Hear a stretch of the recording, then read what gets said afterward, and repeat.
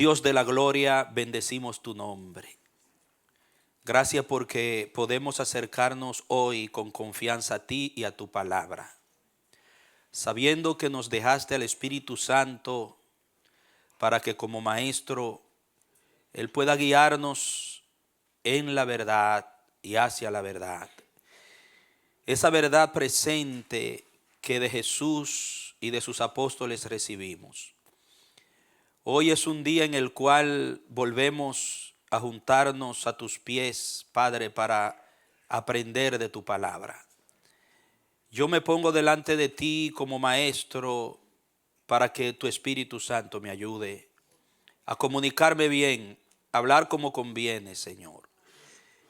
Y rogándote por cada uno de estos hombres y mujeres, hijos e hijas tuyos, que vienen a recibir también la enseñanza sagrada. Abre el entendimiento, da la capacidad, que cada vida pueda ser iluminada. Decimos como dijo el salmista, abre mis ojos a tu luz para que yo pueda ver las maravillas de tu ley. Tú conoces cada punto que vamos a tratar. Sea tu Espíritu guiándonos y llevándonos a través de cada punto y que podamos comunicarlo con claridad y que haya entendimiento. Gracias, Señor, por cada hermano que ha llegado, los que vienen en camino, cuídalos para que puedan unirse y que hoy podamos lograr el objetivo en ti. En el nombre de Jesús, amén y amén. Muy bien. Hoy estamos en la lección número 8. Es la última de esta clase Historia del Nuevo Testamento. Y hoy estaremos tratando los evangelios sinópticos y también el Evangelio de Juan, y concluiremos en el libro de los Hechos. Hay algunos aspectos muy importantes que estaremos mirando en este día en relación a los evangelios. Quiero que mientras leemos usted mantenga su atención, no se distraiga por nada, para que pueda ir percibiendo las ideas, el contenido que en la lectura hay. Tenemos un material hoy un poco nutrido, tal vez, pienso yo, por la cantidad, porque quiero dejarle unas informaciones de fondo de cada evangelio importantes. Tal vez no podremos leerlas todas, pero vamos a centrarnos en las que yo considero más esenciales. Muy bien, los evangelios sinópticos. ¿A qué nos referimos cuando hablamos de los evangelios sinópticos? La palabra sinóptico viene del griego sin, que significa juntos, y opsis, que significa ver. O sea, ver junto o tratar desde una misma perspectiva o desde una misma visión. Esa es la idea. Son llamados de esta manera porque nos presentan la historia de la vida de Cristo desde un punto de vista común. Ustedes saben que los tres primeros evangelios, Mateo, Marcos y Lucas, cuando lo leemos, nos damos cuenta que cuentan la misma historia. Hay como una repetición con diferentes detalles, pero es la misma historia de la vida y las obras de Jesús. Entonces, los estudiosos de las Escrituras, los especialistas que le llaman eruditos, le han puesto un nombre a esos tres evangelios que es sinópticos, porque tratan la vida de Jesús desde el mismo enfoque, pero con propósitos, intenciones diferentes, como veremos más adelante. Por eso lo llaman de esa manera. Vamos a tratar lo que es considerado un problema que hay que resolver. Dice, hay un problema que resolver. Si los tres evangelios sinópticos son totalmente independientes el uno del otro, en origen y desarrollo, ¿por qué se parecen tanto hasta el punto de concordar verbalmente con toda exactitud en muchos lugares? Este problema ha sido abordado con honestidad por los eruditos cristianos sin pretender que sus argumentos e hipótesis contengan la verdad absoluta con relación a este asunto. ¿Por qué esto se considera como un problema? Por la crítica. No hay un libro en la tierra, como les hemos dicho a ustedes desde el comienzo de estas clases, que haya sido más criticado que la Biblia. Y créanme, especialistas de envergadura muy elevada se han dedicado a cuestionar aspectos, buscarle, como decimos, el pelito en la leche, la quinta pata al gato, cuando solo tiene 4, en cuanto a la veracidad de la Biblia como libro, sagradas escrituras, libros inspirados por Dios, y se agarran de cualquier detalle para tratar de fundamentar sus críticas y poner en tela de duda la verdad de Dios. Pero qué bueno que aunque muchos lo han intentado, no han podido. Porque la palabra de Dios no depende de que el hombre crea que es palabra de Dios para ser palabra de Dios. Aunque el hombre no la creyera, sería palabra de Dios como quiera y se cumple, hermano. Pero es importante para nosotros entender esto, especialmente para nuestros jóvenes que estudian en la universidad, porque allí muchas veces se abordan el contenido de la Biblia de una forma crítica muy abusiva. Y si no están preparados para poder fundamentar su fe y no dejarse arrastrar, y créanme, muchos jóvenes entraron a una universidad cristianos consagrados y cuando se graduaron terminaron siendo incrédulos, lamentablemente, porque no tenían fundamento de la palabra de Dios. Entonces, ese problema trataron de plantearlo los críticos y aún también teólogos. ¿Por qué si lo escribieron 3 personas diferentes, por qué son tan parecidos? ¿Será que uno se copió del otro, uno plagió al otro, o qué pasó allí? Entonces nosotros en esta lectura vamos a tratar de dilucidar, ir mirando lo que se ha escrito y lo que se ha esclarecido, lo que se ha planteado, que son teorías, porque honestamente van a ver que se trata de teorías, porque son documentos que datan de casi 2000 años atrás, y de la distancia de allá hasta el tiempo donde estamos nosotros, pues es un tiempo bastante amplio. Pero estudiando los orígenes, las circunstancias, los personajes que escribieron, los primeros receptores de esos libros, la opinión de ellos, entonces llegaron a conclusiones que vamos a estar leyendo. Entonces, hay algunos ejemplos escriturales.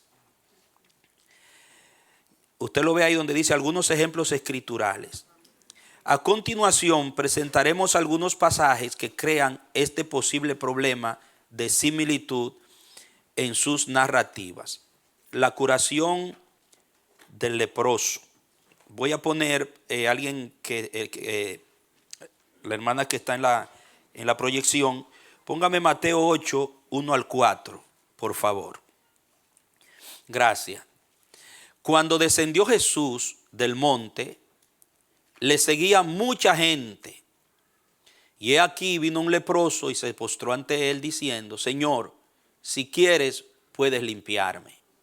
Jesús extendió la mano y le tocó diciendo: quiero, sé limpio. Y al instante su lepra desapareció.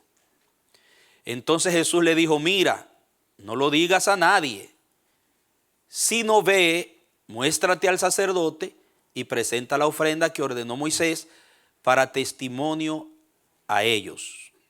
Ustedes ven que ahí en Mateo, hasta ahí llega la historia. Ponme el primer texto, mira cómo comienza Mateo a narrar esto. Cuando descendió Jesús del monte. Vamos ahora a Marcos 1, 40 al 45. Marcos 1, 40 al 45. Mire cómo lo empieza Marcos. Vino a él un leproso, rogándole, e hincada la rodilla, le dijo: si quieres, puedes limpiarme. Y Jesús, teniendo misericordia de él, extendió la mano y le tocó y le dijo: quiero, sé limpio. Y así que él hubo hablado, al instante la lepra se fue de aquel y quedó limpio. Entonces le encargó rigurosamente, esa palabra no aparece en la narración de Mateo. Tampoco el comienzo, Marcos no menciona que descendió del monte. Entonces le encargó rigurosamente y le despidió luego. Y le dijo, mira, no digas a nadie nada, sino ve, muéstrate al sacerdote y ofrece por tu purificación lo que Moisés mandó para testimonio a ellos. Pero ido él, comenzó a publicarlo mucho y a divulgar el hecho, de manera que ya Jesús no podía entrar abiertamente en la ciudad, sino que se quedaba fuera en los lugares desiertos y venían a él de todas las partes. Mateo no incluye esto tampoco. Vayamos a Lucas 5, 12 al 16.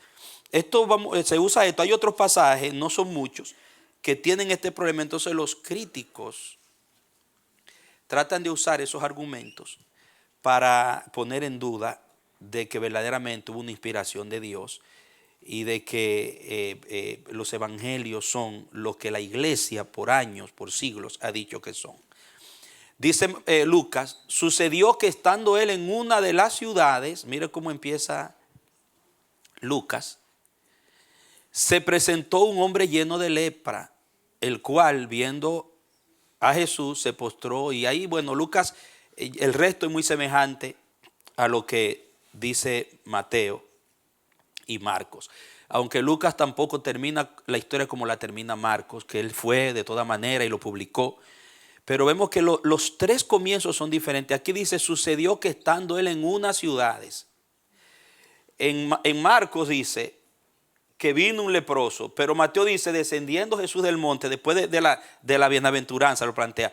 O sea, cuando usted junta los tres libros y analiza el contexto, va a ver que los tres tienen razón, porque están hablando del mismo hecho, pero no lo ordenan igual. No lo ordenan igual.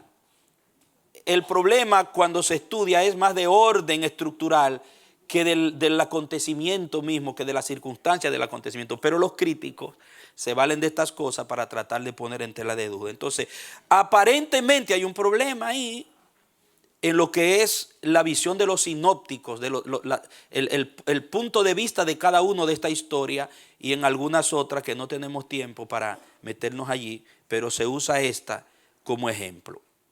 Entonces ahí donde dice, después del texto de Lucas, dice, aquí notaremos que la acción y la conversación es semejante en los tres casos, aunque cada uno principia con una frase diferente que concuerda con la totalidad. Sin embargo, las palabras de Jesús son casi las mismas. Okay. En el comienzo hay una diferencia, pero esa diferencia no quebranta la totalidad del mensaje que se está dando. Ahora, la explicación en casos como estos de los sinópticos. ¿Cómo puede ser que tres escritores diferentes que escribieron independientes uno de los otros mostrase tan semejante acuerdo en el lenguaje que usaron? ¿Se copiaron los autores de los evangelios sinópticos? ¿Usarían una misma fuente informativa o se ayudaron unos a otros? Hay tres teorías propuestas para esto. Las tres teorías que se proponen: el primero, teoría de la tradición oral; segundo, teoría del préstamo recíproco; y tercero, teoría de las fuentes documentales. La primera, tradición oral, es la más antigua de todas.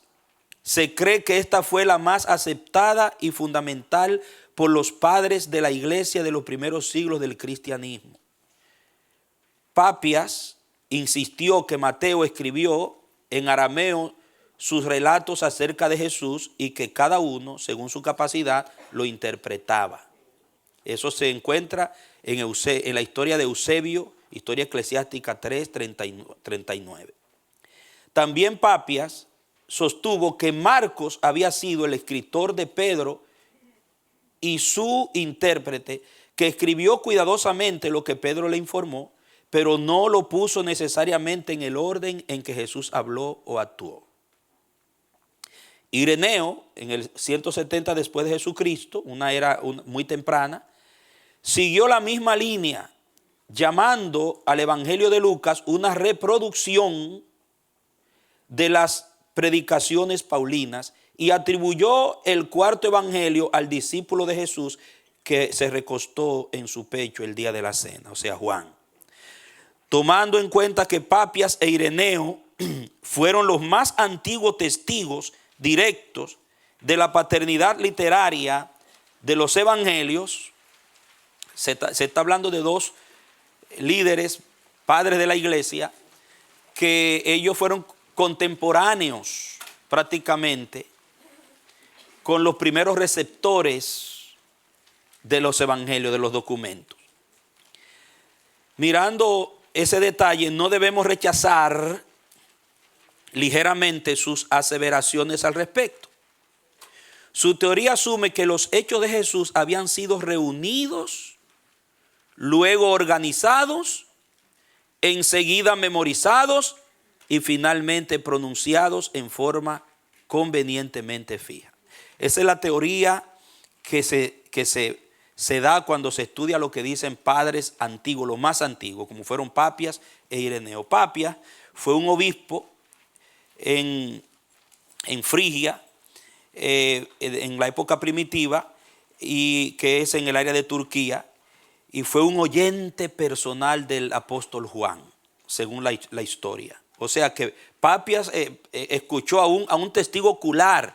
O sea que los escritos de los evangelios estaban frescos. Y lo que se decía acerca de los autores de esos evangelios todavía estaba fresco. Por eso es que se habla en la primera teoría de la tradición oral, porque es lo que no solamente lo que ellos leyeron como documento escrito, sino lo que ellos escucharon de los testigos oculares, de su boca. Entonces estos testigos que escriben, Papias e Ireneo, que están entre los más antiguos, nos están dando una información valiosísima, porque fueron personas que estaban en la frescura del momento en el cual se da la producción de estos documentos de los evangelios. El caso de Ireneo, 125 al 200 después de Jesucristo, obispo de Lyon, en lo que es Francia, y era oriundo de Esmirna. Él estuvo también como pastor en Roma y muy probable fue discípulo de Policarpo, que se cree que fue un discípulo de Juan el Bautista también, Policarpo. O sea, fueron hombres de Dios que tuvieron un contacto directo con los protagonistas del asunto. Es importante ver eso. Luego seguimos en el siguiente párrafo. Dice, todo esto es muy razonable pensando en que el mensaje del evangelio tuvo que ser primero predicado antes de ser escrito. Estamos hablando de la teoría de la información oral. Hermanos, antes de que se escribieran los documentos, ya esas historias estaban siendo predicadas y reenseñadas, comunicadas en la iglesia. Y no una vez, sino un sinnúmero de veces repetidas. O sea que lo que nosotros tenemos aquí como evangelio no es algo que simplemente una información que se recibió de otro y se escribió en un momento dado, sino era algo que constantemente estaba vivo, siendo escuchado, siendo vivido, siendo tratado, siendo comunicado. Por eso es que se le llama esto la tradición oral. Luego dice, los discípulos relataron a los creyentes bajo su guianza la historia concreta que encerraba la sustancia de la carrera del maestro. Los mismos discípulos en forma oral enseñaban y guiaban a los creyentes en las enseñanzas de Jesús. Ellos tenían que repetir esa misma historia cuando encontraban otra nueva audiencia. La constante repetición hace que los acontecimientos queden marcados en las memorias y vidas de los oyentes. O sea, eso eran hechos que estaban marcados aquí, amado. O sea, nosotros no podemos limitarnos solamente al documento escrito. Tenemos que saber que esto fue algo que se viene hablando, se viene predicando, se viene marcando en la mente a través del hilo de la historia. Luego continúa allí la lectura. Tenemos un claro ejemplo de esto en algunos textos paulinos. Vamos a leer solamente el de 1 Corintios 11, 23 al 26 y 15, 3. Los demás después ustedes lo leen en sus casas para poder administrar el tiempo. Dice, porque yo recibí del Señor lo que también os he enseñado, que el Señor Jesús, la noche que fue entregado, tomó pan y habiendo dado gracias, lo partió y dijo, tomad, comed, esto es mi cuerpo que por vosotros es partido, haced esto en memoria de mí. Asimismo tomó también la copa después de haber cenado, diciendo, esta copa es el nuevo pacto en mi sangre, haced esto todas las veces que la bebiereis en memoria de mí. Así pues, todas las veces que comiereis este pan y bebiereis esta copa, la muerte del Señor anunciáis hasta que Él venga. Entonces Pablo dice, yo recibí esto, y si usted relaciona eso con lo que dijo Jesús en la cena, en Mateo capítulo 26, es la misma cosa. O sea, ellos daban lo que recibían, tal como lo recibían. Esto es razonable por el hecho de que cuando usted lee Mateo 28, la gran comisión, ¿cuál fue la palabra que Jesús le dijo a sus discípulos que hicieran cuando los envió? ¿Ustedes recuerdan y hacer discípulos a todas las naciones, las etnias realmente, a todas las culturas, todas las etnias? ¿Cómo iban a ser discípulos? Bautizándolos y ¿qué? Enseñándoles que guarden ¿qué? Todas las cosas que yo os he enseñado. ¿Qué era lo que ellos tenían que ir a enseñar? Lo que Jesús les había enseñado. ¿Sabe qué es lo que Jesucristo le está diciendo a esos discípulos allí? No me cambien el mensaje ni el contenido del mensaje. Para los discípulos eso fue una instrucción fundamental, capital y muy seria. Cuando usted se lee el libro de los Hechos y usted ve lo que predicaban los discípulos, que enseñaban los discípulos, el mensaje de los discípulos, que era un hilo que ellos no se salían de ahí.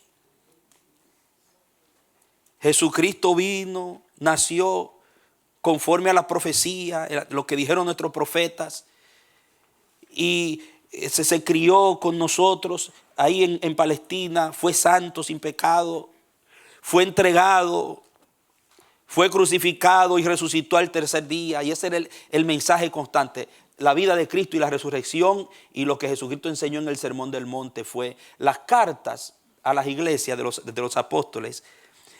Cuando usted agarra una carta de Pablo, de Pedro, usted resume todo lo que ellos enseñan y es el Sermón del Monte explicado en diferentes maneras. O sea, las enseñanzas de Jesús era el contenido. Entonces esos evangelios están escritos, los sinópticos. Pero esto no es un asunto solamente de documento negro sobre blanco o de escritura sobre un pergamino o un rollo que se descubrió. Es un asunto que estaba marcado en las memorias y en el corazón de esa gente. Y era lo que ellos entregaban, recordando de que el maestro que les entregó eso les dijo, no me cambien el mensaje. Y ellos hicieron lo indecible por no cambiar lo que Jesucristo, el contenido de lo que Jesucristo hizo y de quién Él era. ¿Pueden entender? Eso era sagrado para ellos, mantener la pureza de la enseñanza y entregar lo que Jesucristo les entregó. Un detalle muy importante. Por eso en el 15:3 de 1 Corintios, cuando usted le dice, porque primeramente yo os he enseñado lo que asimismo recibí. Fíjese, ¿qué era lo que Pablo enseñaba? Lo que recibió. Así nosotros, ¿qué es lo que tenemos que enseñar? Lo que recibimos. Mire, si la iglesia enseñara lo que recibió, la historia de la iglesia hubiera sido otra hoy. Lo que pasa es que muchos no se han mantenido en lo que recibieron. Le han puesto otras cositas y están inventando con otras cositas. ¿Comprende? No, el Señor nos muestra que tenemos que entregar lo que Él nos entregó. Usted piensa que para usted ganarse un alma o predicar a Jesucristo, usted tiene que conocer la Biblia completa o ser muy elocuente. No, sáquese eso de la cabeza. Usted simplemente tiene que darle a otro lo que usted está recibiendo. Ya. Y eso fue, yo enseño lo que recibí. ¿Qué recibió? Que Cristo murió por nuestros pecados conforme a las Escrituras. Continúe el siguiente texto.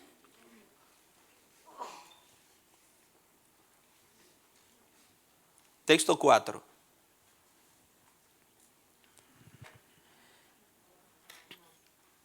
Y que fue sepultado y que resucitó al tercer día, conforme a qué? A las Escrituras. Ese era el mensaje apostólico, ese es el evangelio.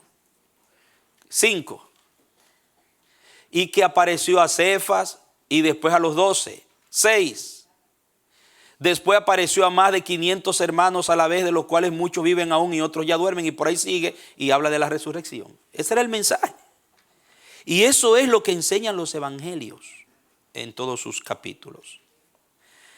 O sea que lo que era la tradición oral, hermano, marcó la parte fundamental, la fuente de lo que realmente constituyen los evangelios sinópticos. ¿Okay? Eran informaciones reales de testigos oculares que se entregaron de quienes los recibieron con una rigurosidad y una seriedad y una responsabilidad incalculable. Luego continuamos leyendo. Parece muy probable que ya antes de las persecuciones neronianas del emperador Nerón en el 64 después de Cristo, existieran escritos acerca de la vida de Jesús. Es muy probable que ya esas tradiciones orales comenzaron a ser plasmadas, escritas, antes del 64, que es cuando Pablo es apresado por ahí y luego encarcelado. Dice, con estos argumentos podemos ver la realidad de lo que fue la primera teoría de la tradición oral. Ahora veamos sobre la segunda teoría. Entonces esto es en conexión a la tradición oral. Ahora vamos a ver la teoría del préstamo recíproco. ¿Okay? ¿Por qué se parecen tanto esos tres evangelios? Esta teoría plantea una mutua interdependencia entre los escritores. Sugiere que dos de los evangelios obtuvieron material prestado de un tercero. Esta es la teoría del préstamo recíproco. Que dos de los evangelios obtuvieron material prestado de un tercero. Si aceptáramos esta teoría, quedaría destruida la originalidad de dos de los evangelios sinópticos. Aunque en aquel tiempo no existiera el derecho de autor, parece muy difícil creer que se hubieran plagiado. Lo que sugiere la teoría del préstamo es que hubo un plagio, que un evangelista plagió al otro. O sea, la idea es que, bueno, Mateo agarró a Marcos, por ejemplo, que es lo que vamos a estar mirando, y puso a un lado lo que escribió Marcos y comenzó a escribir, a plagiar lo que escribió, lo que Marcos escribió, la idea del préstamo recíproco. Lucas agarró también a Marcos, según esta teoría. Siga conmigo la lectura. Aunque en aquel tiempo no existiera el derecho de autor, parece muy difícil creer que hubieran plagiado. Si Mateo copió de Lucas, ¿qué razón tuvo para presentar un orden diferente y omitir muchas de las cosas que se presentan en Lucas? No hay dos eruditos que logren ponerse de acuerdo en cuanto al orden en el cual deben colocarse los escritos. Deben colocarse lo escrito por Mateo y Lucas, o que convengan unánimemente en las razones que expliquen las diferencias entre uno y otro. Por esta razón es muy difícil aceptar semejante hipótesis del préstamo. Cuando leemos Lucas 1, de nuevo ponga Lucas 1, 1 al 3, mire cómo Lucas habla de su trabajo. Dice, puesto que ya muchos han tratado de poner en orden la historia de las cosas que entre nosotros han sido ciertísimas, tal como nos lo enseñaron los que desde el principio lo vieron con sus ojos y fueron ministros de la palabra. me ha parecido también a mí, después de haber investigado con diligencia todas las cosas desde su origen, escribírtelas por orden, oh excelentísimo Teófilo. Lucas habla que él hace uso de todos los recursos verificables y auténticos a mano, tanto de documentos como de relación oral. Porque cuando vemos la dinámica de cómo Lucas se expresa y cómo él describe su trabajo, el esfuerzo que puso en hacerlo y cómo lo hizo, eso revela lo que es la naturaleza de la inspiración de las Sagradas Escrituras. ¿Cómo es que se desarrolla la inspiración de la Biblia? Porque ¿qué pasa? Cuando ustedes le dicen Dios fue el que creó la Biblia, Dios inspiró a los escritores, ¿cuál es la imagen que a usted le viene a la mente? Que Dios le dijo a Lucas, Lucas, y él escuchó esa voz que vino, siéntate que te voy a hablar. Y Lucas se sienta y dice, Lucas, escribe ahí. Y Lucas, y comienza Lucas a escribir ahí. Y viene otra vez Lucas, mira, Jesús nació. Eso es muy subjetivo. Eso, hermano, es muy subjetivo. Porque cualquiera puede decir, bueno, ¿y quién estaba ahí para decir que es verdad que Lucas oyó esa voz? Y que eso se lo dijo Dios. La inspiración no significa que la información cayó como en un paracaídas invisible y que siempre se le apareció un ángel, aunque pudo haberse dado apariciones e informaciones que trajeron los ángeles, como en el caso de Juan, cuando le vino el éxtasis en el día del Señor del Apocalipsis. Pero en este caso, Lucas dice que la inspiración de su evangelio y del libro de los Hechos se dio cuando el Espíritu lo toma y lo dirige a dónde él tiene que ir a buscar información y de dónde él tiene que sacar su información. Él se puso en comunicación con testigos oculares. Lucas se puso en comunicación con informantes que tenían la verdad de Dios y que eran verdades verificables. Cuando Lucas investigó, dijo, es así como me lo dijo Pedro, es así como me lo dijo Marcos, es así porque mira, aquí también, a lo mejor muchos dicen que hasta se sentó con María, la mamá de Jesús. Eso es la inspiración, hermano.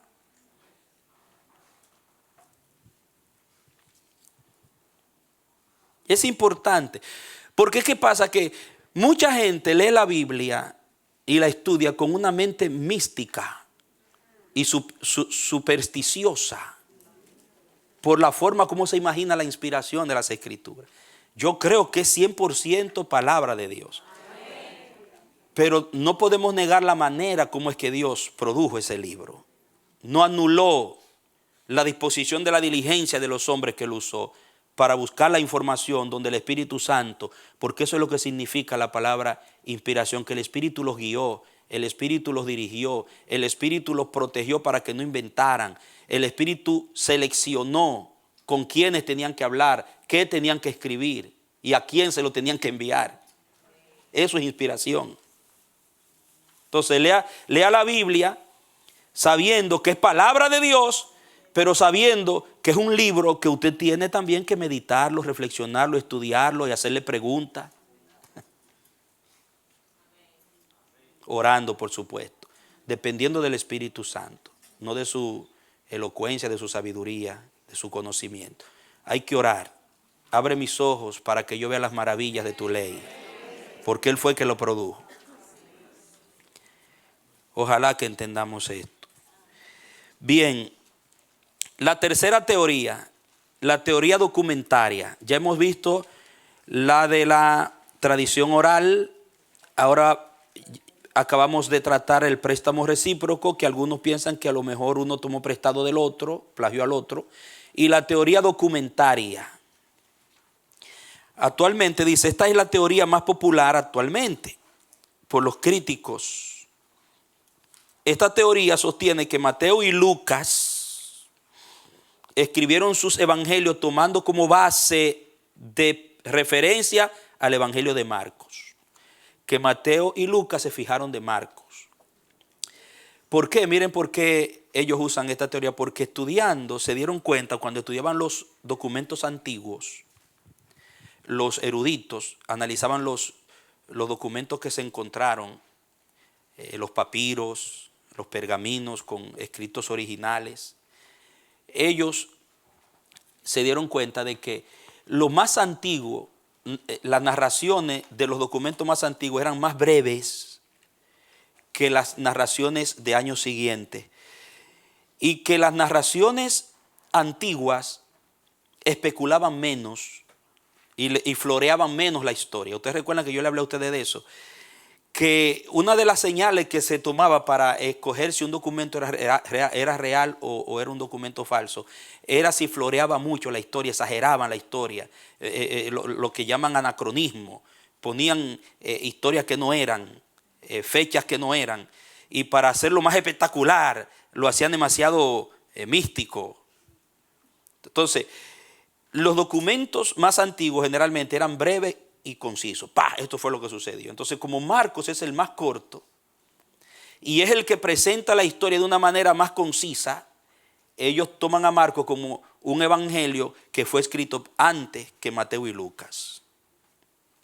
Por eso es que los de la crítica de la teoría documentaria piensan, recuerden que son teorías, pero que nos ayudan a entender la historia de cómo se bregó con esos sinópticos. Entonces ellos piensan que Mateo y Lucas se fijaron de Marcos, porque Marcos fue primero. Ellos piensan eso. Y vamos a ver por qué también. Dice que ellos tomaron como base de referencia a Marcos. Generalmente, cuando se trata de un documento que se usa como fuente, se utiliza la letra Q del término alemán Quelle, que significa fuente. Eso significa Q, la fuente de la cual se saca la información. Los escritores que se ocupan de los evangelios han observado que mientras existe una gran diferencia de orden y narración entre los acontecimientos entre Mateo y Lucas, al contrario, Marcos los reproduce cada uno casi en su totalidad. Note bien ese detalle. Vuelvo y se lo leo. Los escritores que se ocupan de los evangelios han observado que mientras existe una gran diferencia de orden y narración, cuando ven el orden de la escritura entre ellos y la narración, entre los acontecimientos entre Mateo y Lucas, dice, al contrario, Marcos los reproduce cada uno casi en su totalidad. O sea que al comparar Mateo y Lucas, hay ciertas diferencias marcadas entre Mateo y Lucas, pero cuando comparan a Lucas y Mateo con Marcos, gran cantidad de la información de Marcos están en los dos. No así de los dos con Marcos. Esa es la idea que está planteada. Luego dice, al relacionar los primeros tres evangelios, veremos que Mateo y Lucas tienen una concordancia con lo narrado en Marcos. Esto ha llevado a los eruditos a pensar en Marcos como Q de Mateo o como fuente de Mateo y Lucas, unánimemente en las razones que expliquen la diferencia entre uno y otro. Por esta razón es muy difícil aceptar semejante hipótesis del préstamo. Bien.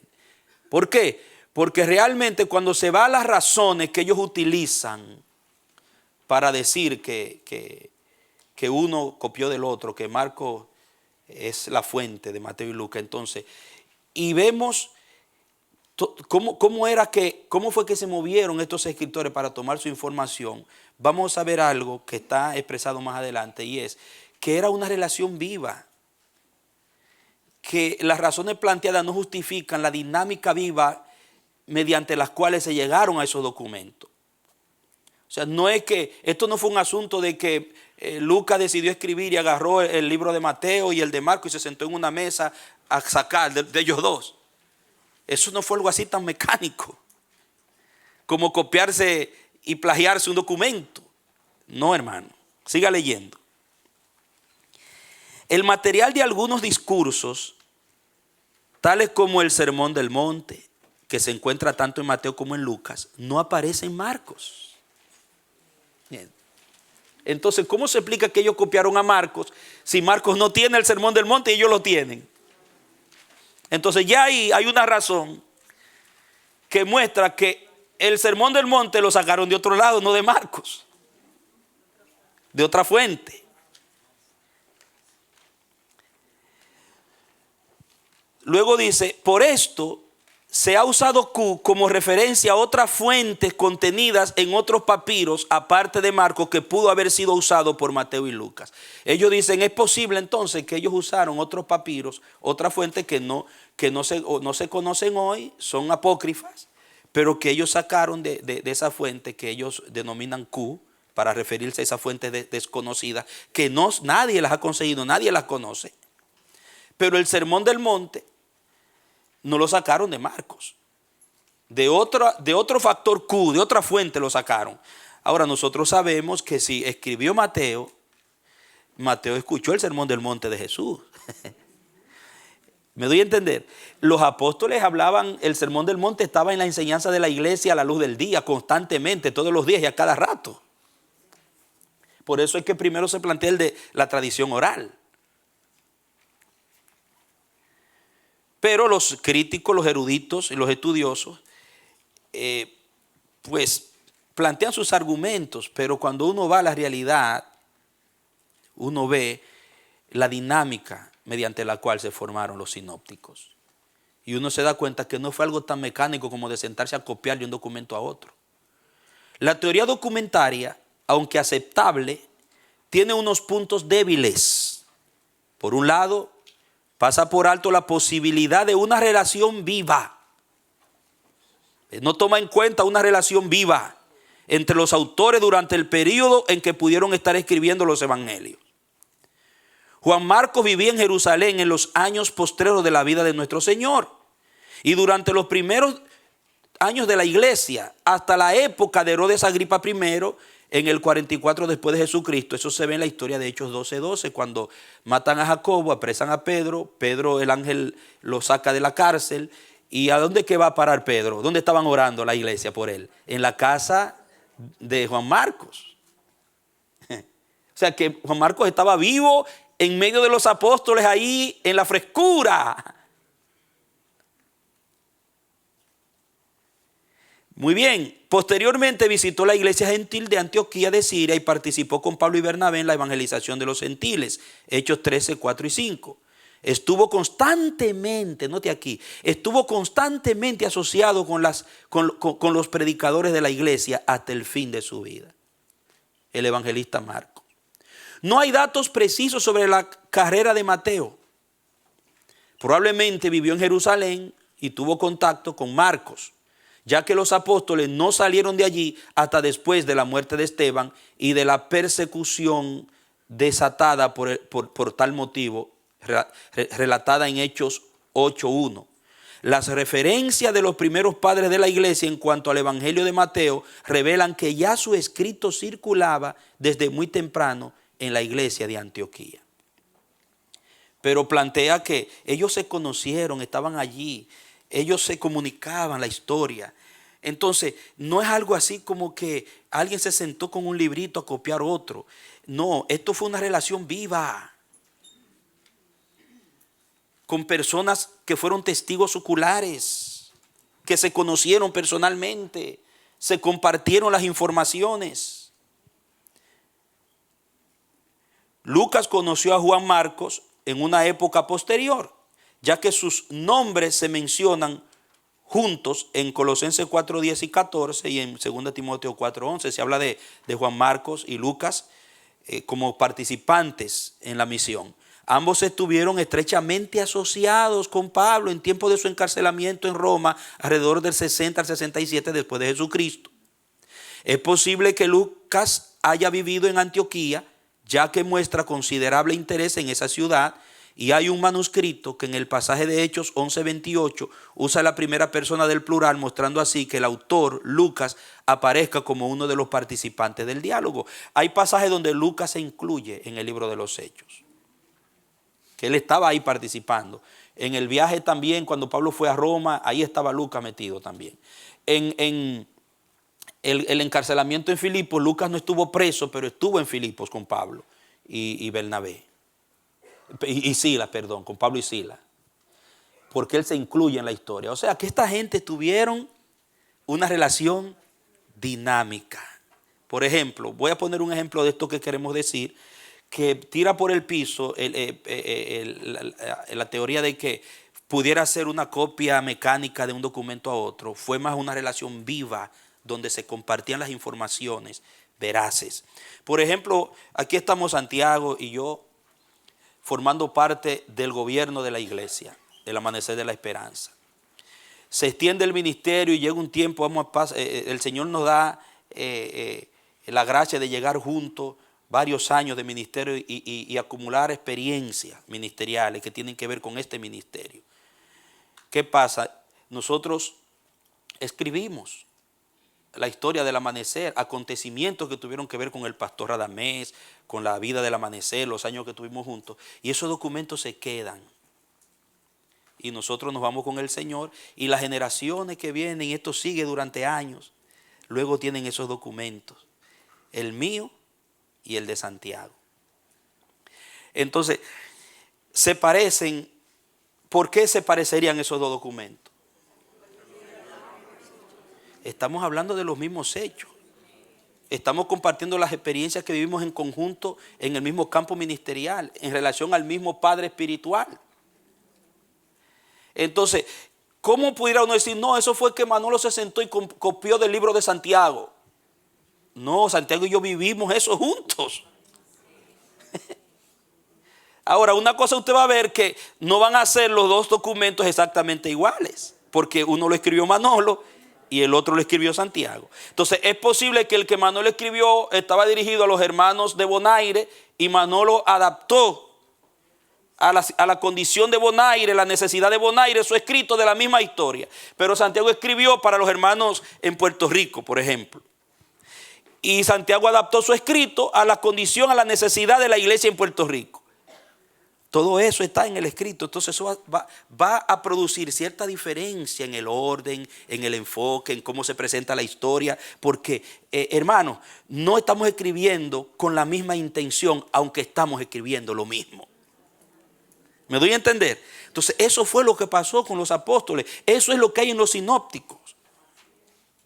¿Pueden entenderlo? Entonces, ¿qué pasa? Siga leyendo para que usted vea.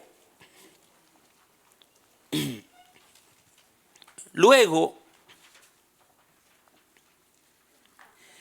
el intercambio y las constantes predicaciones narrativas acerca de Jesús explicarían gran parte de ese material común que hay en los sinópticos, lo que yo le acabo de explicar. O sea, el intercambio que había entre ellos y las constantes predicaciones narrativas acerca de Jesús puede explicar la similitud. En tanto que la investigación personal y los intereses particulares de los autores darían razón de ser a los materiales peculiares de cada uno. Entonces hubieron investigaciones, aparte de las investigaciones personales, hubieron intereses particulares envueltos en la escritura de los evangelios. Cada uno que escribió tenía su interés particular motivado por el Espíritu, dependiendo de a quién y con qué motivación lo estaba escribiendo, aunque era la misma historia.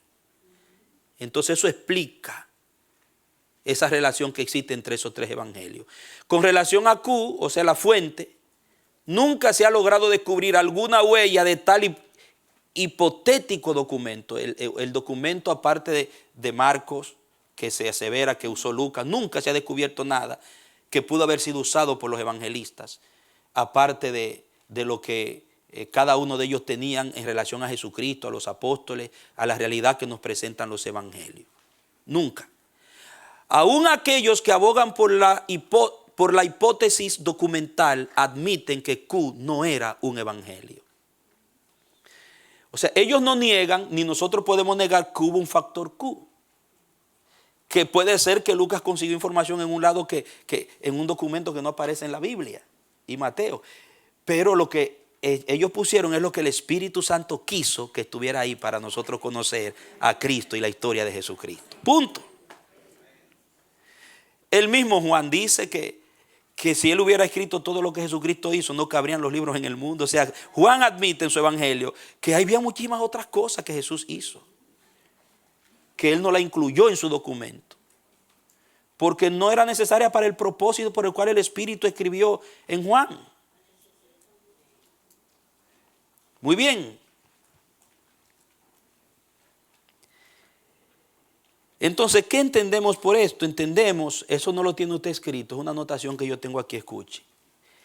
La inspiración es el producto de una relación dinámica y en el Espíritu de Dios y una relación de ellos con Dios y ellos unos con los otros. Si usted, ¿qué es la inspiración de la Biblia? La Biblia es un resultado de una relación íntima, sagrada de los autores con Dios y unos con los otros. Eso es lo que vemos en los sinópticos. O sea, ellos fueron guiados por el Espíritu de Dios, tenían una relación con Dios, sabían que estaban bregando con informaciones sagradas, con una historia sagrada, con un legado sagrado. ¿Y qué hicieron? Ellos compilaron, registraron, dirigidos por el Espíritu Santo, esos documentos con rigurosidad, responsabilidad y seriedad, poniendo solo la verdad, no inventando ni poniéndonos mentiras.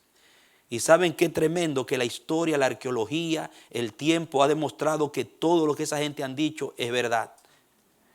Los documentos antiguos que se han descubierto, los manuscritos en papiros, en pieles de animales, en materiales preservados en tinaja ahí en Oriente de barro por siglos, se comparan con lo que escribieron estas personas y es la misma cosa. Impresionante. Ninguna de todas estas teorías tan rápidamente bosquejada aquí ha demostrado ser suficiente para explicar el origen de los evangelios. O sea, no es suficiente. Se necesitan mayores evidencias antes que se pueda dar respuesta a todas las cuestiones involucradas en este asunto. Sin embargo, oiga esto, hay algunos cuantos hechos que nos parecen razonablemente ciertos. Okay. O sea, nosotros no podemos decir que todo el misterio ha sido desvelado. Hay misterios que todavía no han sido desvelados, que tienen que ver en la forma, las maneras en las que se escribieron estos documentos, porque son antiquísimos. Pero lo que hasta ahora se ha revelado, lo que hasta ahora se ha descubierto, ha corroborado la verdad que está en la palabra de Dios. No se puede negar. De hecho, por esa razón, muchos de los que empezaron siendo críticos terminaron convirtiéndose cuando descubrieron lo que descubrieron. Porque dijeron, wow, no, esto es verdad, no hay duda. Y terminaron entregando su vida al Señor. Muchos de ellos. Y sigue sucediendo hoy en día. Dice, hay algunos cuantos hechos que nos parecen razonablemente ciertos. 2 puntos. Primero, Mateo nos presenta los apuntes que él tomó de las enseñanzas y vida de Jesús, mostrando en algunos casos similitud con Marcos. Dicha similitud pudo haberse dado debido a la base de tradición oral común y contacto personal entre ambos. ¿Entienden? Segundo, Marcos presenta la línea considerada principal, el Evangelio de Marcos se considera el principal, el primero, acerca de la predicación y vida de Jesús. Muestra el contenido de un escritor que tuvo contacto con los apóstoles, porque Marcos no era de los discípulos, pero tuvo contacto estrecho con los apóstoles, desde muy al principio de la iglesia, y que escribió cuando ellos aún vivían. Mire eso. Escribió cuando ellos aún vivían. No estuvo entre los 12, pero estuvo con los 12. ¿Me entiende? 3. Lucas muestra un relato independiente, el cual escribió como un viajero que acompañaba a Pablo en principio de la 7ª década del primer siglo. Lucas se valió de las narrativas de la predicación y de su propia investigación. Muchas de las parábolas en Lucas se muestran diferentes a Mateo y las enseñanzas de Jesús guardan un orden diferente. Por ejemplo, en Mateo el sermón del monte está organizado, pero en Lucas se percibe regado por todo el libro. ¿Usted se ha dado cuenta de eso?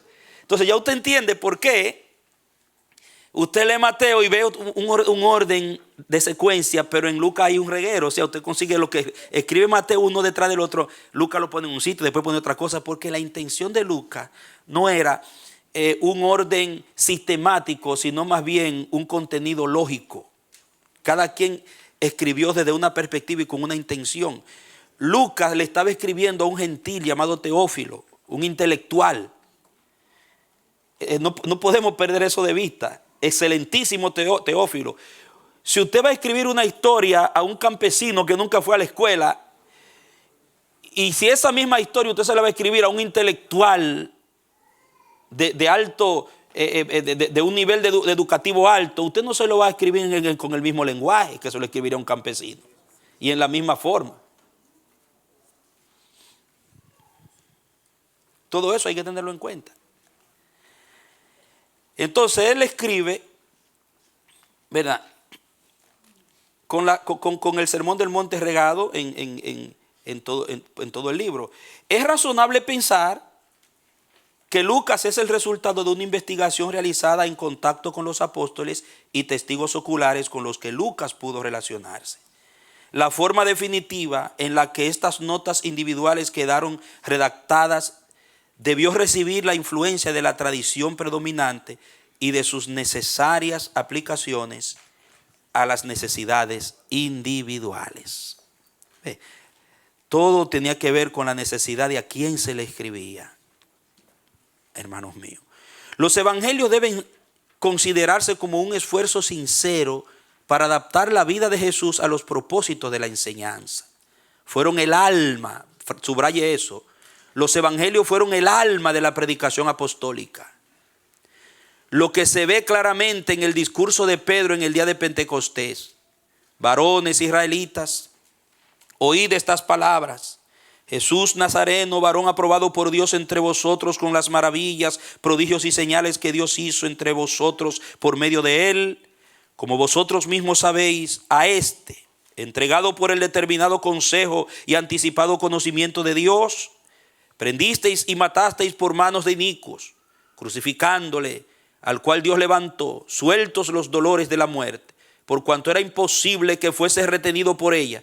Porque David dice de él: veía al Señor siempre delante de mí, porque está a mi diestra, no seré conmovido.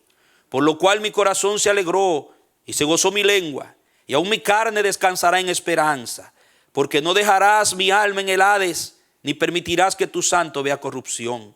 Me hiciste conocer los caminos de la vida, me llenarás de gozo con tu presencia.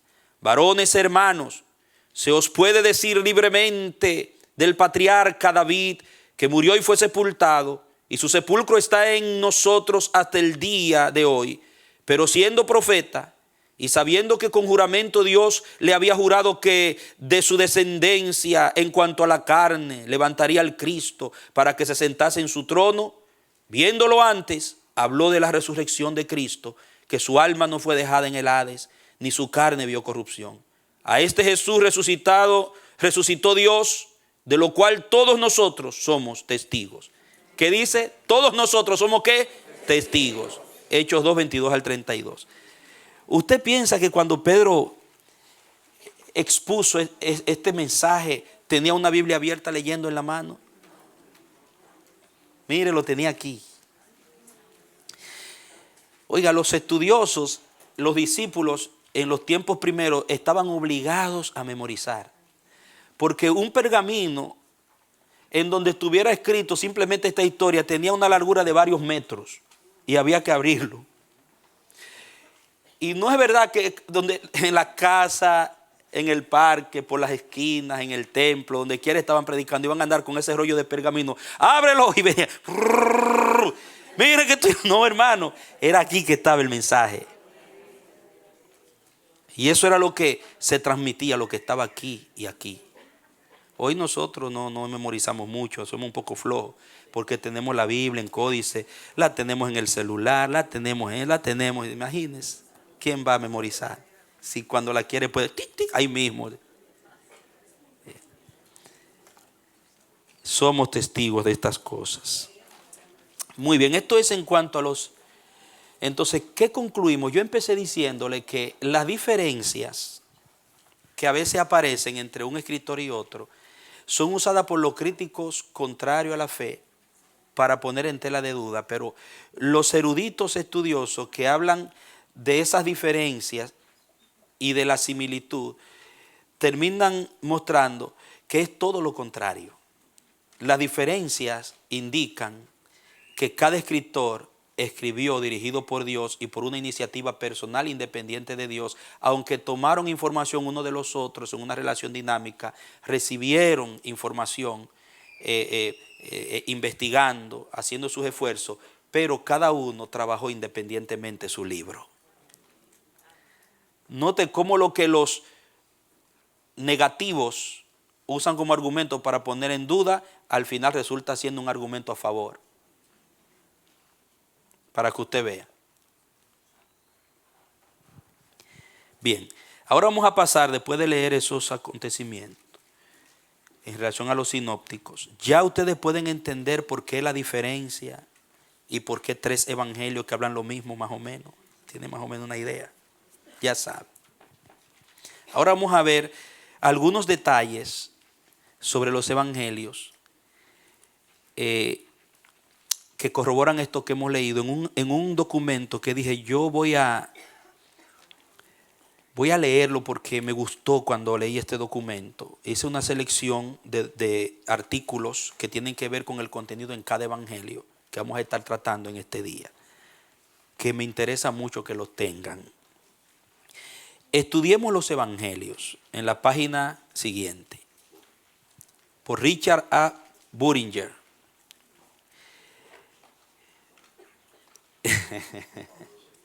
Bueno, el gringo aquí me dice Bullinger. Gracias. Bullinger. Okay. Estudiemos los evangelios, dejemos a Bullinger a un lado. Dice así, ¿todos atentos? Casi desde el mismo momento en que se escribieron los evangelios, las personas los han estudiado de diferentes maneras. Los primeros comentarios sobre los evangelios aparecieron en el siglo II. O sea que hasta el siglo II no se había descubierto comentarios sobre los evangelios. No los evangelios ya estaban, pero comentarios. Líderes estudiosos que comentaban los textos, explicaciones de los textos, formales. Si no, todo había sido predicado oralmente, tomaban el documento y predicaban, pero hasta el siglo II comienzan a aparecer comentarios explicando y aplicando su mensaje a la vida de los primeros cristianos. Los padres de la iglesia discutieron sobre los méritos de varios métodos para entenderlos: el literal, el espiritual o el alegórico. Son 3 formas como se explicaban las escrituras. Cuando habla de algo literal, por ejemplo, cuando Jesús dice, si tu mano derecha te es ocasión de caer, ¿qué hace? Córtatela. Una aplicación literal diría que hay que mocharse el brazo y quedarse manco. Una aplicación literal agarraría eso y lo aplicaría así. Si esa mano te está causando que tú pecas, ve a un cirujano y ampútatela. ¡Pan! Ahora, una explicación espiritual diría, no, lo que Jesús quiere decir es que tú tienes que ser drástico en tomar medidas de abstinencia contra los deseos que te pueden llevar a fornicar. Tomar medidas, comprende. Corta el cable, cambia el teléfono, sal del ambiente. Son medidas porque tú sabes que si sigues tú no puedes vencer por tu propia fuerza. Eso es una aplicación espiritual. Ahora, una aplicación alegórica, entonces, diría que Jesús ahí se está refiriendo, no es directamente a la fornicación ni a que hay que tomar medidas, sino que tú tienes que ver bien, y comienzan a dar vueltas y a usar ejemplos de la naturaleza. ¿Ustedes me entienden? Entonces, habían métodos que utilizaban los líderes para aplicar e interpretar la escritura inspirada. Y los padres de la iglesia discutieron sobre esos métodos, cuál era el mejor, cuál era el más apropiado, sobre los evangelios. Entonces, luego de poner la Biblia a disposición del pueblo en una propia lengua, en su lengua vernácula de ellos, los reformadores del siglo XVI se dieron cuenta que para que se entendiera y fuera útil en la iglesia había que usar todas las herramientas, métodos y enfoques disponibles. O sea, todo lo que fuera útil para aplicar la palabra de Dios a la iglesia era legítimo, según los reformadores, siempre y cuando no se apartara de la verdad y de lo que verdaderamente el Espíritu Santo tuvo como intención al inspirar a los escritores. Durante el siglo XIX empezaron a aplicarse a los evangelios los grandes avances realizados en estudios críticos literarios de textos antiguos. Ustedes saben que en el siglo XIX que se levanta la alta crítica y comienza el ateísmo y se levanta un cuestionamiento hacia si la veracidad por causa de que se consiguieron manuscritos apócrifos de los gnósticos, de personas, y comenzaron a poner en tela de duda los evangelios cuando descubrieron esos documentos paralelos. Luego dice, la explosión de estudios de los evangelios de ese siglo significa que quizá no hay otros documentos en el mundo. Oiga, esto a mí me ministró. La explosión de estudios de los evangelios de ese siglo significa que quizás no hay otros documentos en el mundo que se sometan a tanta investigación y erudición con una variedad de métodos que tenemos a nuestra disposición. O sea, es incomparable la atención que se le ha dado a las Sagradas Escrituras, especialmente a los evangelios, porque constituyen, recuerdan, el corazón de la predicación apostólica. Si nos quitan los evangelios, si nos dañan esa historia, si nos pervierten las verdades del evangelio, nos dejan desarmados, porque esa es la base de la enseñanza de la iglesia, de todo el resto. Amén. Luego, ¿qué son los evangelios? Vamos a ver aquí. ¿Qué son los evangelios? A fin de entender cualquier información, necesitamos saber qué es. Un receptor de radio no puede descifrar imágenes de televisión. Y lo mismo sucede con los escritos. No escuchamos un cuento de hadas en la misma forma que un canal de noticias, ni interpretamos las leyendas como si fueran historias. Es lamentable, pero algunas personas leen los evangelios como leyendas, mientras que otros lo tratan como un libro de historia, de historia moderna. Ambos métodos nos llevan a malentendidos. Debemos interpretarlos igual que quienes lo escribieron, produjeron, leyeron o escucharon primero. O sea, cuando se va a exponer un pasaje, a leer la Biblia, usted tiene que meterse en ese contexto donde se produjo antes de traerlo acá, para que usted pueda tener una interpretación y una aplicación sana. Por eso es que usted ve que nosotros cuando predicamos hacemos uso del contexto histórico, aplicamos la palabra dentro de su contexto histórico, el contexto del idioma original, traemos explicaciones, porque nosotros antes de exponer un mensaje aquí en este púlpito tenemos que estudiarlo en su contexto para no cometer errores doctrinales y malas aplicaciones que lo que causen sea más daño. Entonces, la intención de este escrito es eso, que entendamos que los evangelios tienen que ser interpretados y aplicados, tomando en cuenta sus circunstancias originarias. Aunque los evangelios se parecen a relatos acerca de Jesús, los eruditos bíblicos de principios del siglo XX decían que no eran biografías. Después de todo, no nos dicen nada acerca del carácter humano de Jesús ni de su apariencia, según ellos. Nada sobre el resto de su vida, aparte de su breve ministerio, concentrado en sus últimos días, muerte y resurrección. Pongo un dedito ahí, mírenme acá. ¿Por qué ellos piensan así? Dicen, no, esos libros no nos presentan una biografía auténtica de Jesús, porque lo que nos dan son pedazos. Termina los 12 años y de ahí desaparece y después comienza cuando empieza su ministerio. Entonces eso no es una biografía. ¿Por qué? Porque ellos están pensando en una biografía de acuerdo al tiempo de ellos. Cómo se escribe en su contexto de ellos ahora en el modernismo una biografía, pero en aquellos tiempos una biografía no era necesariamente igual que las biografías que se escriben hoy. ¿Pueden entender? Siga leyendo para que vea. Sin embargo, aunque los biógrafos modernos toman en cuenta toda la vida de una persona, y analizan su educación y personalidad, las vidas antiguas, incluso la palabra biografía, no la encontramos antes del siglo IX. O sea, la palabra biografía ni siquiera se usaba en ese tiempo que se escribieron los evangelios, sino hasta el siglo IX que aparece. Eran mucho más cortas también, las biografías antiguas, eran mucho más cortas. Los escritores grecorromanos describían su comprensión de una persona mediante sus hechos y palabras, detallando su muerte como la revelación suprema de su carácter. Los evangelios nos dan testimonio de lo que Jesús empezó a hacer y a enseñar, Hechos 1:1. Se enfocan en él como sujeto y sus amplias narraciones de la pasión de los últimos días en la tierra son muy semejantes en forma y contenido a las vidas antiguas. Debemos, por tanto, estudiarlos concentrándonos en la persona de Jesús y usar todas las herramientas literarias disponibles para ver cómo cada evangelista compuso su retrato en particular. Cada uno da su retrato. ¿Qué dice en realidad el texto? Después de saber qué es el texto, necesitamos descubrir lo que dice.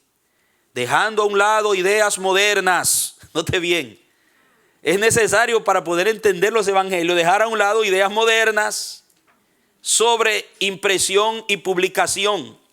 Los evangelios contienen entre algo más de 11,000 en Marcos y 19,000 en Lucas. Palabras aproximadamente la cantidad que cabía en un solo rollo de unos 10 metros de largo. Entonces, ¿cómo tú que ahora tú tienes computadora y puedes escribir un documento larguísimo como nuestro pastor que escribe un libro de 400, 500, 600 páginas? En aquel tiempo eso implicaría, hermano, se llenaría ese cuarto yo no sé qué pacho habría que llenar de pergamino. O sea, todo eso se tomaba en cuenta en un escrito, la cantidad de material que vamos a usar, todas esas cosas. Entonces, tú me vienes a aplicar de acuerdo al modernismo cómo debieron ser los evangelios para tú aceptarlos, juzgándolo a la luz de tu modernismo de hoy. Es una injusticia histórica. ¿Comprende? Entonces, un cristiano que no tiene fundamento, que no está claro en esto, que no está formado en su conocimiento, cualquiera lo enrolla con esos tipos de argumentos. O sea, tú no me puedes interpretar y valorar la Biblia usando tu mentalidad de los métodos de ahora modernos. Tienes que hablarme de cómo eran las cosas allá cuando se escribió. Seguimos, hermanos.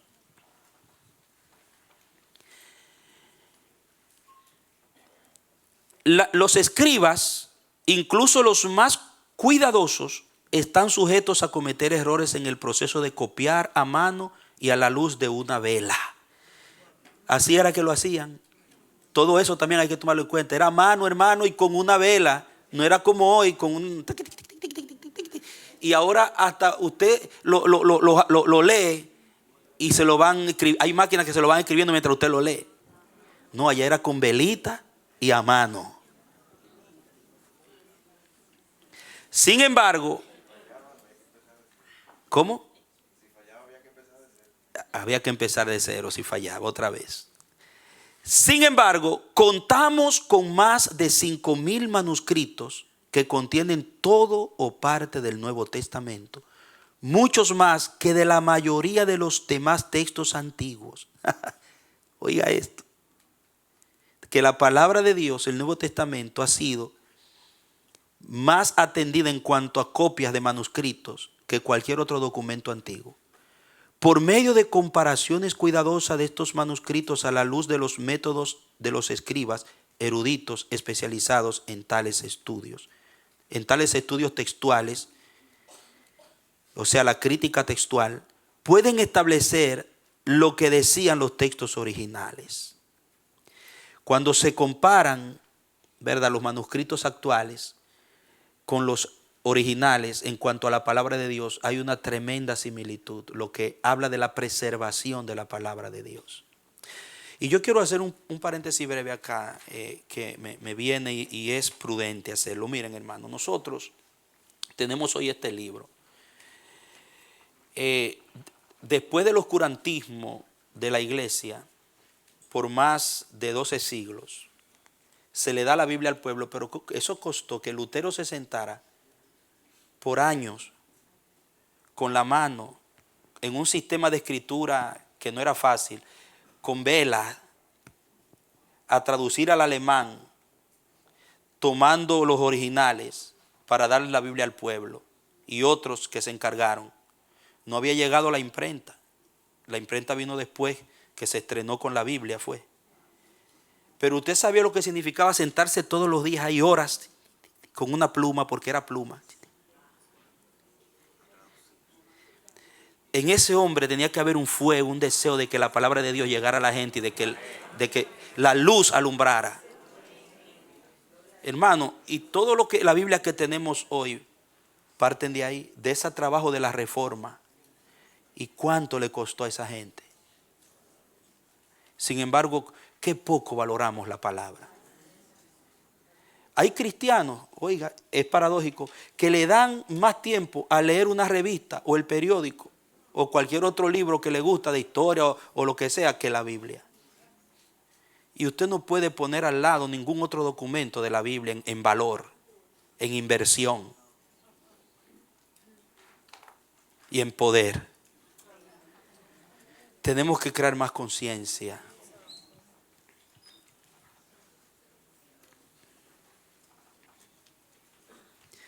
Dice que hay, por supuesto, variaciones menores aquí y allá, y las traducciones las registran en notas al margen, al pie de página, diciendo, otros manuscritos antiguos dicen, ustedes han notado que en su Biblia a veces abajo hay una notita que dice, en la pechita dice tal, en otro manuscrito dicen, porque se usaron varios manuscritos, y hay manuscritos que tienen esa palabra y hay otros que no la tienen, pero en realidad son palabras, no cambian la idea de la totalidad.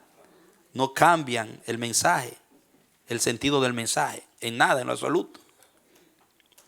Lo que pasa es que el copista o el traductor prefirió usar un manuscrito y dejar de lado el otro. Pero, ¿qué hacen los reproductores hoy? Que ellos ponen nota de pie y ahí te ponen. En tal cosa está ahí para que tú tengas. Luego dice, no obstante, el texto del Nuevo Testamento está mejor establecido que el resto de los escritos clásicos. A pesar de esas pequeñas variantes, el texto del Nuevo Testamento está mejor establecido que todos los escritos clásicos. Porque es la palabra de Dios. La mayoría leemos los evangelios en nuestra propia lengua, de forma que es sabio contar con 2 o 3 buenas traducciones para estudiar, comparar y contrastar. Es bueno que usted tenga varias traducciones, 2 o 3, para que usted pueda comparar. Cuando no entiende un texto en una traducción, léalo en la otra y ahí se le aclara. Es muy bueno tener. Debemos entender lo que el texto en realidad dice y no lo que queremos que diga. ¿Ok? Trate de entender lo que el texto dice y aceptarlo. No lo ponga a decir lo que no dice.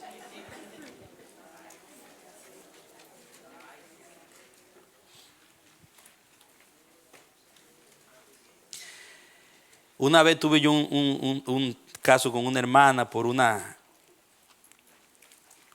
algo que Dios nos ordenó hacer en la iglesia y yo tenía mi base bíblica en ese tiempo para eso, pero la hermanita ella era un poco feminista y ella no le gustaba la idea de lo que íbamos a hacer porque según ella era muy cosa para la mujer, y ella buscó sus textos y vino y pidió una reunión conmigo y me trajo su lista de textos para rebatir lo que yo estaba haciendo como pastor. Pero cuando ella explicaba el texto, hermano, era por los cabellitos que lo sacaba así, mire. Y aplicándolo ella puso los versículos a decir lo que ella quería que dijera. Y a mí me dio una pena en la forma, y yo tuve que decirle, tú no puedes usar la Biblia con una irreverencia tan terrible, tú tienes que respetar la palabra de Dios, tú no puedes ir a la Biblia y porque a ti no te gusta esto, agarrar aquel versículo que se parece y juntarlo con aquel y venirme a mí que eso quiere decir eso. Cuando mire, la puse a ver el contexto y cuando yo le mostraba el contexto, ay, perdón, pastor, es verdad, disculpe. Pero yo no estoy de acuerdo como quiera. ¿Tú me entiendes? Y nunca estuvo de acuerdo. Y yo la seguí amando.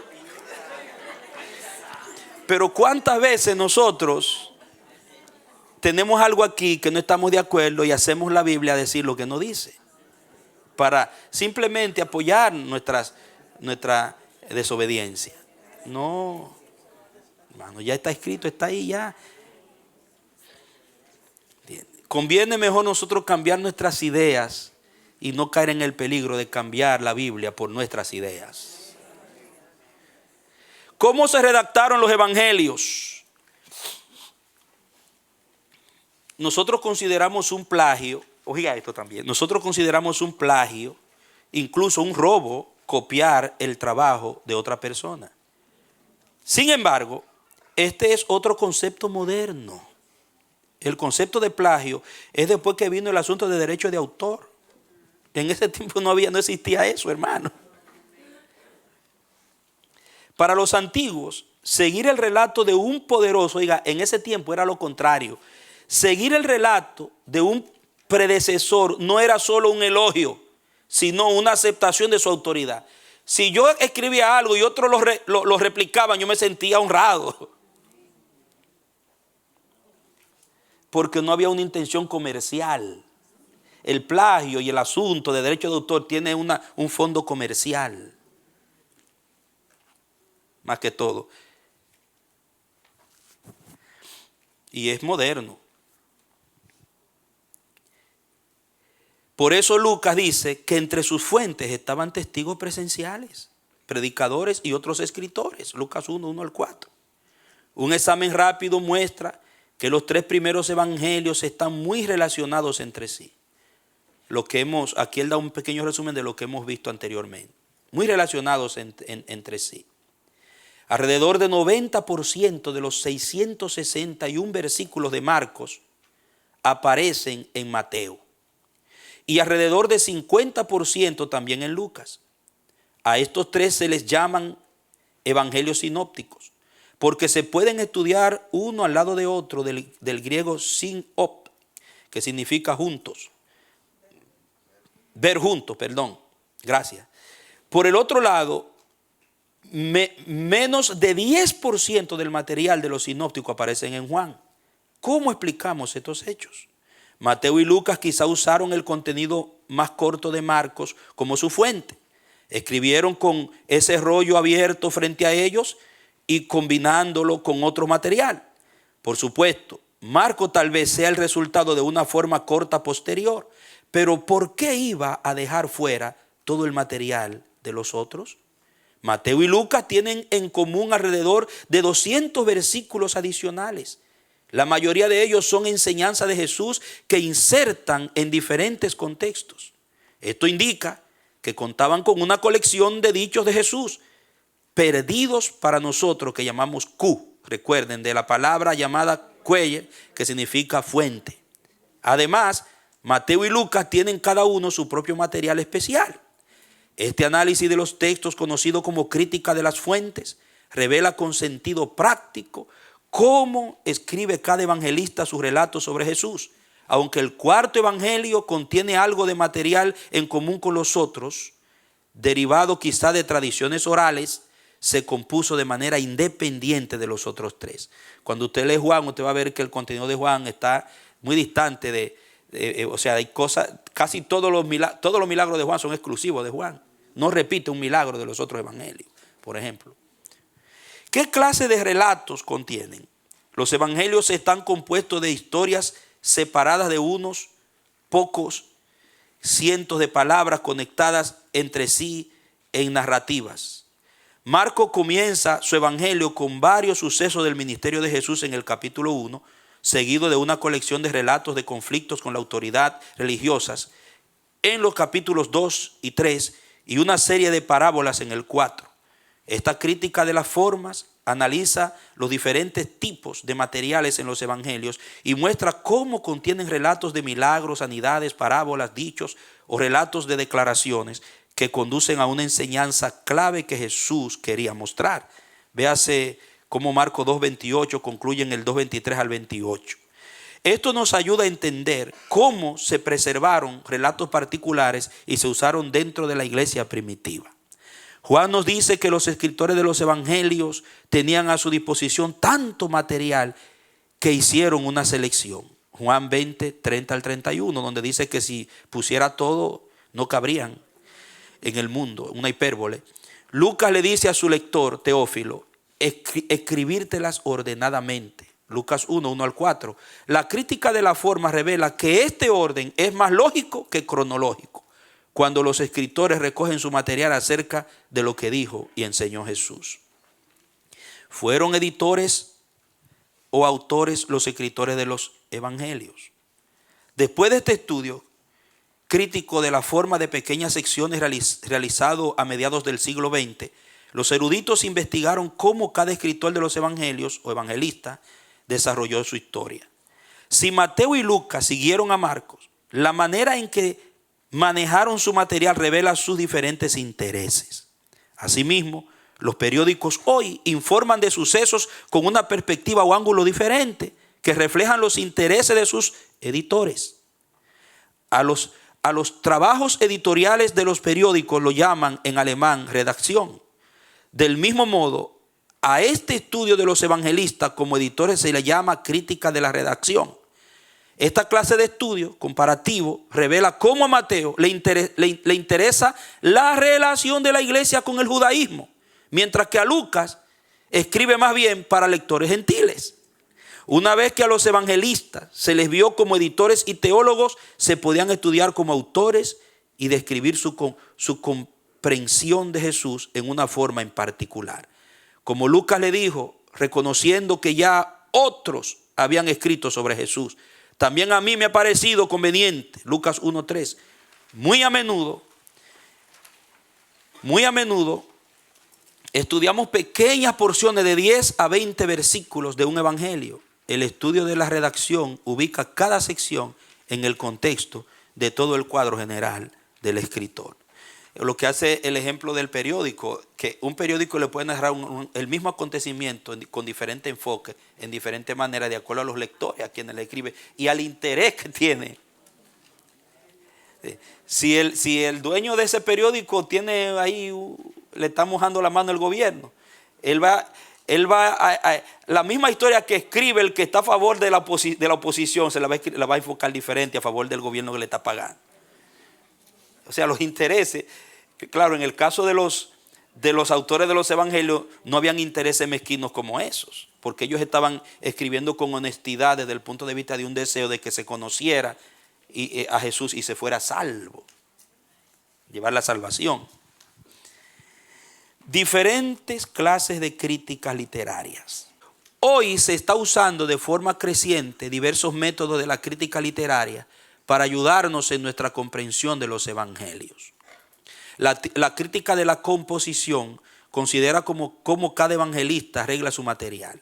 Por ejemplo, los 5 grandes bloques de Mateo sobre la enseñanza de Jesús.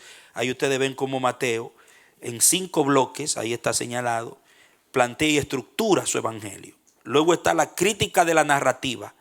Estudia cómo marcha todo el relato con su trama, personajes, tensión, ironía, motivos y pautas. O sea, eso es cómo se narra. Habla del drama, del acontecimiento. El método estructuralista analiza la estructura de los episodios para ver cómo se desenvuelven en realidad, así como la estructura más profunda de todo el libro. La crítica de la retórica considera el uso que hacen los evangelistas de las técnicas de la antigua oratoria para persuadir a los lectores de la verdad acerca de Jesús. Enfoques como estos, empleados juntos, nos muestran cómo este campo emocionante de los estudios literarios de los evangelios revela las riquezas del trabajo de cada evangelista. Noten que la gente dice que el que lee la Biblia se vuelve loco, que la Biblia es para gente bobo. Y la peor bobada es decir eso. O sea que el que dice eso, él mismo se está llamando bobo. Porque, hermano, miren, no hay un libro que no haya sometido. Mira cuántos enfoques críticos, cuántos ángulos críticos se le ha criticado en los aspectos de su composición estructural, se le ha criticado en su aspecto de su narrativa, se le ha criticado en su aspecto de su composición, en el aspecto de la retórica. Le han buscado a la Biblia, le han buscado a los evangelios el último pelito en la leche. Y todo terminan concluyendo de que es el libro más excelentemente escrito.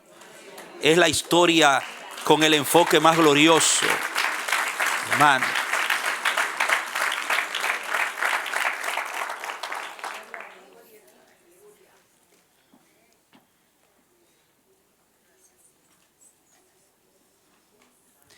O sea, ha sido un libro probado por fuego y ha superado la prueba. Diga, vale la pena leerlo, creerlo, vivirlo y predicarlo. Amén. Nosotros la leemos no con tantas cosas. Déjame ver la estructura. Déjame ver, si usted se pone a ver eso, usted no la vive. Usted la lee y usted ve lo que dice allí, se lo aplica a su vida, obedece y el Espíritu Santo hace la obra. Pero Dios ha permitido que la Biblia sea aprobada. ¿Usted entiende? ¿Por qué? Porque en eso también se manifiesta su gloria.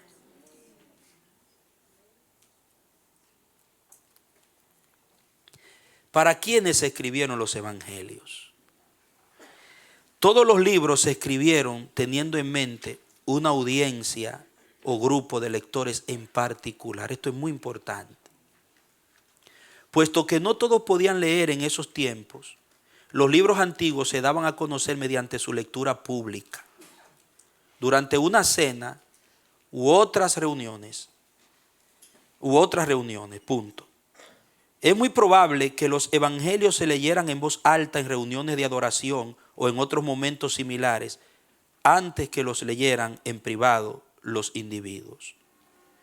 El análisis sociológico describe el nivel social o educacional de la audiencia a la que se dirigía cada evangelio y reconstruye la clase de iglesia a la que Mateo escribía o la comunidad juanina de Juan, que se sugiere con el argumento de los judíos, y la sinagoga en el cuarto evangelio.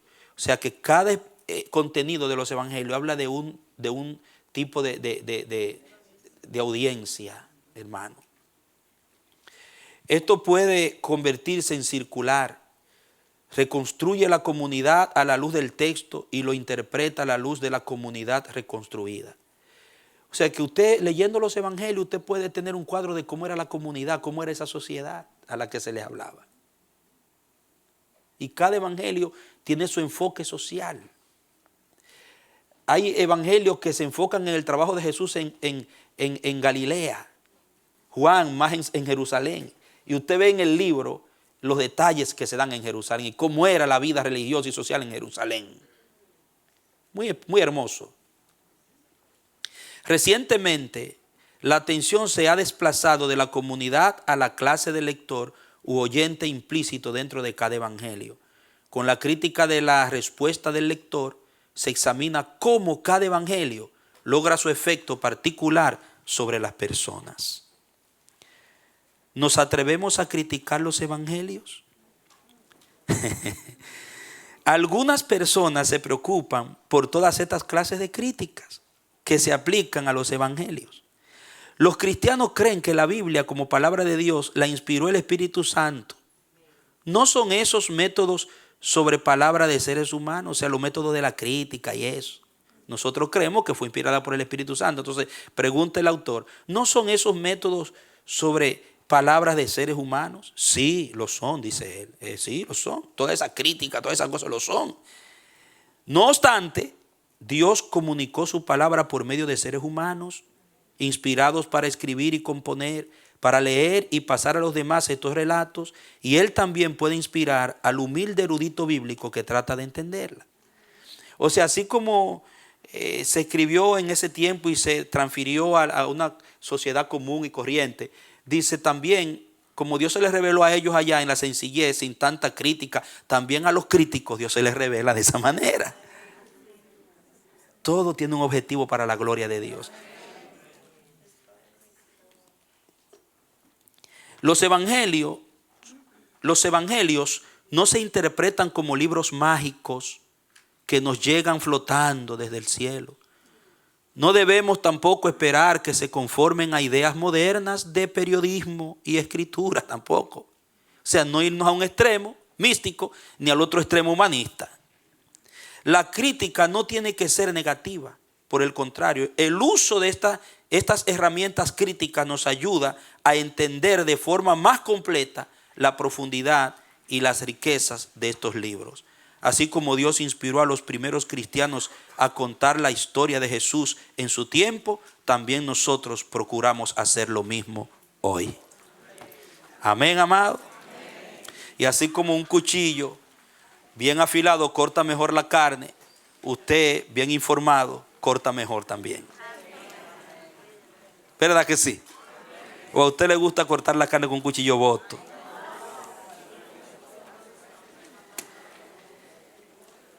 Vamos ahora a terminar esta parte y continuaremos con el siguiente material en el segundo horario.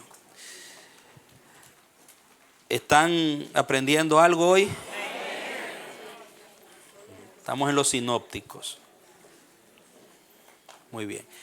Luego de tratar la crítica de los sinópticos y resolver el problema de la similitud entre los tres primeros evangelios, entonces vamos a entrar a cada uno de los evangelios, en particular un resumen de ellos y algunas informaciones históricas contenidas, ampliaciones, artículos históricos del contenido, detalles importantes que tienen esos evangelios.